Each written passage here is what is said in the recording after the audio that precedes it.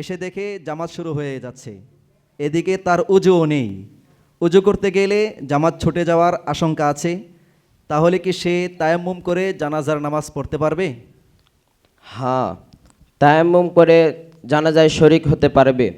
কারণ জামাত ছুটে যাওয়ার আশঙ্কা থাকলে ওযু না করে তায়াম্মুম করে জামাতে শরিক হওয়া জায়েজ আছে।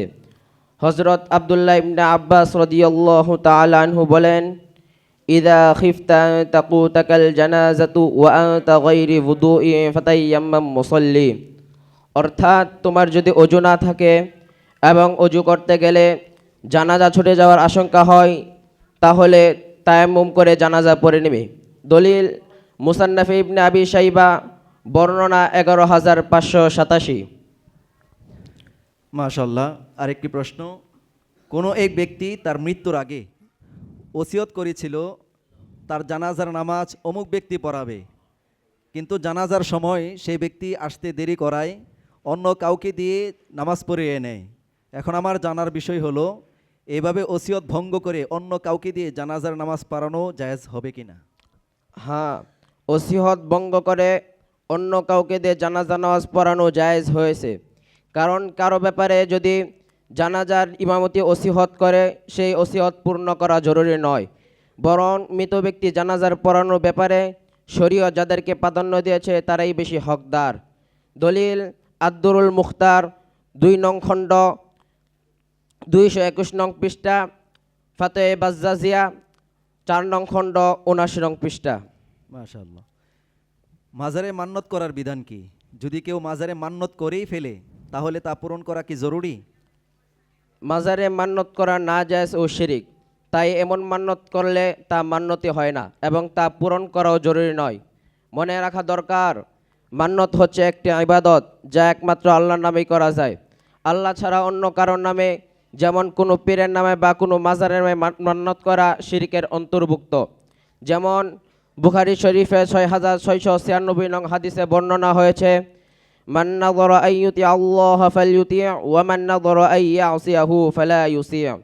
অর্থাৎ কেউ যদি ভালো কাজে মান্যত করে সে যেন তা পূরণ করে, আর কেউ যদি গুনাহের মান্যত করে সে যেন তা পূরণ না করে।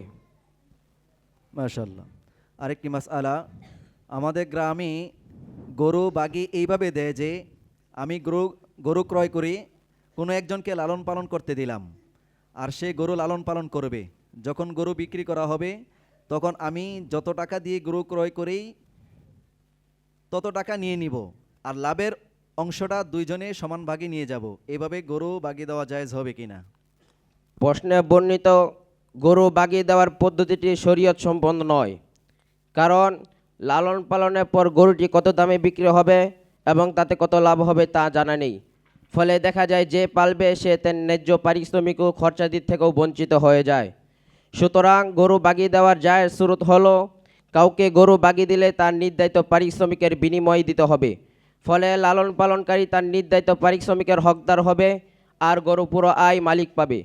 দলিল আল মুহিতুল বুরহানি 8 নং খণ্ড 399 পৃষ্ঠা, ফাতোয়া হিন্দিয়া 2 নং খণ্ড 335 নং পৃষ্ঠা। মাশাআল্লাহ। আরেকটি প্রশ্ন, আমরা অনেক সময় সমাজে দেখে থাকি, প্রবাসের কোনো ভাই যদি বিবাহ করতে যায় তাহলে দেশের মোবাইলে ভিডিও কল বা অডিও কলের মাধ্যমে বিবাহ সম্পন্ন করে থাকে। এইভাবে মোবাইলে ভিডিও বা অডিও কলের মাধ্যমে বিবাহ করলে সেই বিবাহ জায়েজ হবে কিনা? বিবাহ সই হওয়ার জন্য একই মজলিসে সাক্ষীদের সামনে উভয় পক্ষ কিংবা তাদের প্রতিনিধিদের উপস্থিতিতে ইজাব কবুল হওয়া জরুরি, আর মোবাইল ফোনে এই শর্ত পাওয়া যায় না। তাই মোবাইল ফোনে ভিডিও কলের মাধ্যমে বিবাহ পড়ালে বিবাহ সই হবে না। প্রবাসে অবস্থানরত ব্যক্তি যদি বিবাহ করতে চাইলে তার পদ্ধতি হলো, এই দেশের ছেলে তার পক্ষে বিবাহ সম্পন্ন করার জন্য একজন উকিল নিযুক্ত করবে। সেই উকিল বিবাহ মজলিসে উপস্থিত হয়ে সাক্ষীদের সামনে প্রবাসের পক্ষে ইজাব বা কবুলের মাধ্যমে বিবাহ কার্য সম্পন্ন করবে। দলিল ফাতোয়া হিন্দিয়া 2 নং খণ্ড 294 নং পৃষ্ঠা। সর্বশেষ প্রশ্ন, গোসলের ফরজ কয়টি? কোনো ব্যক্তি যদি কোনো একটি ফরজ ভুলে ছেড়ে দেয় তাহলে কি গোসল হবে? যদি নাই হয় তাহলে কি পুনরায় গোসল করতে হবে? গোসলের ফরজ 3টি: 1 কুলি করা, 2 নাকে পানি দেওয়া, 3 সমস্ত শরীর ধৌত করা। সুতরাং যদি কোনো ব্যক্তি কোনো একটি ফরজ বলে ছেড়ে দেয় তাহলে তার গোসল সই হবে না, এই গোসল দিয়ে নামাজ পড়লে নামাজও হবে না।